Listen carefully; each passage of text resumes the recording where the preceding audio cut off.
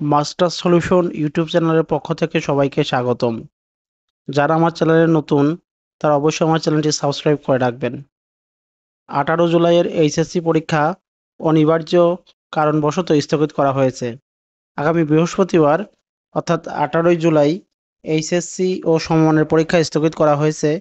স্থগিত পরীক্ষার নতুন তারিখ পরবর্তীতে জানানো হবে। সব বোর্ডের অধীনে 21 জুলাই ও পরবর্তী পরীক্ষাসমূহ যথারীতি অনুষ্ঠিত হবে। মঙ্গলবার 16 জুলাই রাতে আন্তঃশিক্ষা বোর্ডের এক বিজ্ঞপ্তিতে এ তথ্য জানা যায়।